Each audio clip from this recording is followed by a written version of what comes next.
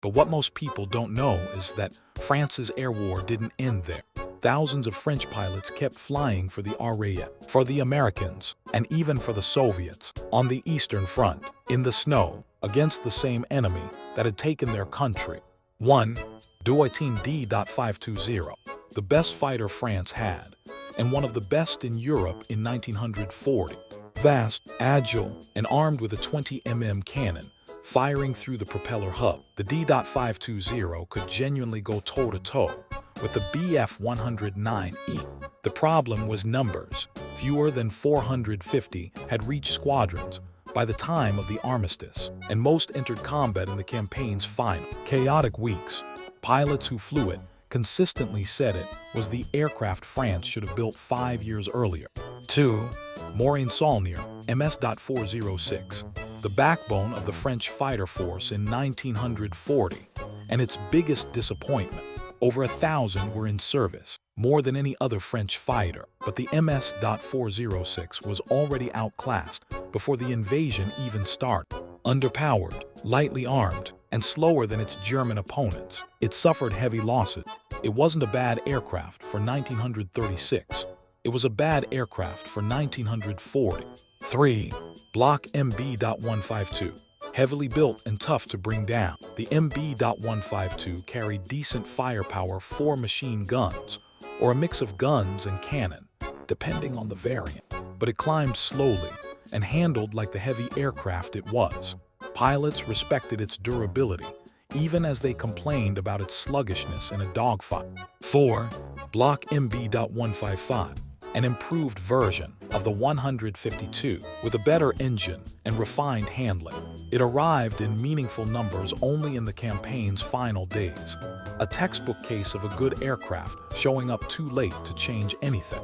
5. Curtiss H75 Hawk, France's most underrated fighter of the war. This was the export version of the American P-36, and despite often being dismissed in favor of flashier homegrown designs, French Hawk pilots scored disproportionately well against the Luftwaffe in the war's early months, including some of France's top-scoring aces of the entire campaign. Reliable, forgiving to fly, and combat-proven before the main German offensive even began. 6. Potez 630/631, a twin-engine heavy fighter meant to handle bomber interception and escort duty. Its combat record was mixed, underpowered for the role it was asked to play, and vulnerable to single-engine fighters. But it's visually distinct and worth knowing simply because France committed real production capacity to a category, the heavy fighter that most air forces were still experimenting with. 7. Loire Nieuport LN.401, technically a naval dive bomber, but built on a fighter-like airframe and flown in a fighter role during the campaign's desperate final weeks. Distinctive inverted gull wings, originally intended for carrier operations. Off a carrier France never got to use it from in this war. A strange, fascinating footnote. 8. Arsenal VG-33, one of the most advanced French fighter designs of the war, and one that barely got the chance to prove it. Lightweight, vast, built largely from wood to save on strategic materials. The VG-33 only saw a handful of aircraft reach operational units before France fell. A genuine what could have been. 9. Caudron C714, a small, lightweight fighter best known not for French pilots, but for the Polish pilots who flew it. After Poland fell in 1939, exiled Polish airmen reformed in France and were issued the C.714, underpowered and difficult, but flown with real skill and aggression in France's final days of resistance, one of the more overlooked international stories of the entire campaign. On June 22, 1940, France signed an armistice. Most of its remaining aircraft were grounded, seized, or scattered, but not every French pilot accepted the surrender. Some escaped to Britain. Some made their way to French colonial territories that kept fighting. Within weeks, a new force was forming, the Free French Air Force, and it would go on to fly some of the most famous aircraft of the entire war. 10. Supermarine Spitfire, the aircraft most associated with Free French pilots, flown across multiple RAF-organized French squadrons throughout the war. From the Battle of Britons, later stages through to the liberation of France itself, French Spitfire pilots flew alongside the RAF in nearly every major campaign in Western Europe. 11. Hawker Hurricane. Less glamorous than the Spitfire, but the aircraft that gave Free French pilots their first real combat role in exile. Sturdy, easy to maintain, and forgiving to fly, it was the backbone of early Free French squadrons, before the Spitfire took over as the dominant type. 12. Republic P-47 Thunderbolt.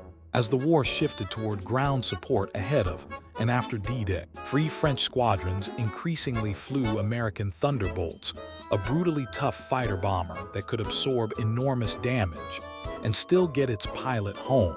French P-47 squadrons flew extensively over France itself during the liberation in 1944.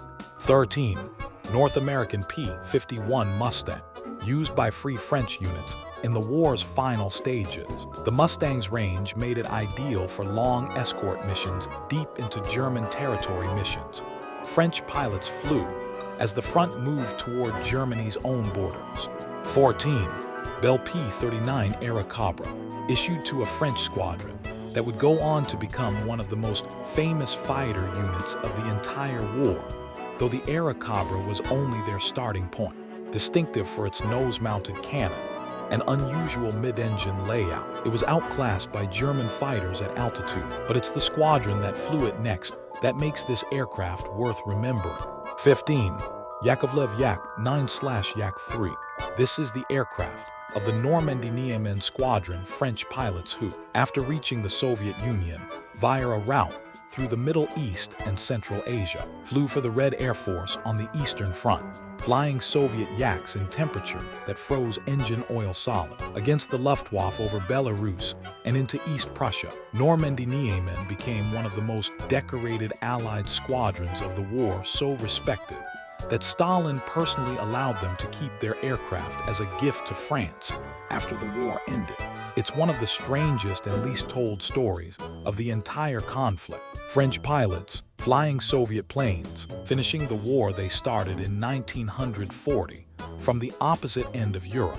That's every fighter aircraft France used in World War II 15 aircraft across 2 air forces on 3 different fronts.